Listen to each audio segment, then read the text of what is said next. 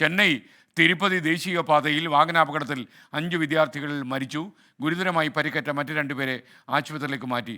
Engineering college വിദ്യാർത്ഥികളാണ് മരിച്ചത്. മനീഷ് മൂർത്തി ചെന്നൈയിൽ നിന്നും തത്സമയം ചേരുകയാണ് ഈ അപകടത്തിൻ്റെ വിശദാംശങ്ങളുമായി. മനീഷ് മൂർത്തി, വളരെ ഷോക്കിംഗ് ആയിട്ടുള്ള ഒരു ന്യൂസാണല്ലോ വന്നിരിക്കുന്നത്, പറയൂ.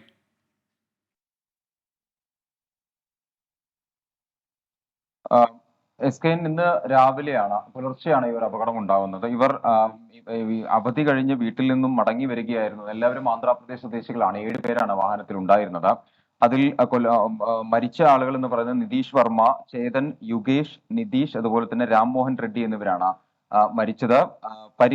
ഗുരുതരമായി പരിക്കേറ്റ് ചികിത്സയിലുള്ളത് ചൈതന്യ, അതുപോലെ തന്നെ വിഷ്ണു, രണ്ടുപേരാണ് ഈ പറഞ്ഞ രീതിയിൽ ഗുരുതര പരിക്കുകളോട് ആശുപത്രിയിൽ. ട്രക്കിലേക്ക് വാഹനം ഇടിച്ചു കയറുകയായിരുന്നു എന്നുള്ളതാണ് ദൃക്സാക്ഷികൾ പറയുന്നത്. വാഹനം അമിത വേഗതയിലായിരുന്നു എന്നും ദൃക്സാക്ഷികൾ പറയുന്നുണ്ട്. വളരെ വേഗത്തിൽ തന്നെ രക്ഷാപ്രവർത്തനം നടത്തിയിരുന്നു. പക്ഷേ ഇടിയുടെ ആഘാതത്തിൽ കാർ പൂർണ്ണമായും തന്നെ തകർന്ന ഒരു നിലയായിരുന്നു. കാർ വെട്ടിപ്പൊളിച്ചൊക്കെയാണ് ഇവരെ പുറത്തെടുത്ത് രക്ഷാപ്രവർത്തനം നടത്തിയത്. പക്ഷേ അപ്പോഴേക്കും 5 പേരുടെ മരണം സ്ഥിരീകരിച്ചിരുന്നു. 2 പേരെന്തായാലും ഗുരുതര പരിക്കുകളോടെ ആശുപത്രിയിലാണ്.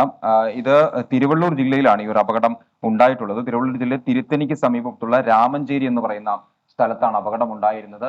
ചെന്നൈയിലെ സ്വകാര്യ എഞ്ചിനീയറിംഗ് കോളേജിലെ വിദ്യാർത്ഥികളാണ്. അവധി കഴിഞ്ഞ് കോളേജിലേക്ക് മടങ്ങുമ്പോഴായിരുന്നു ഈ ഒരു ദാരുണമായ അപകടം ഉണ്ടായത്.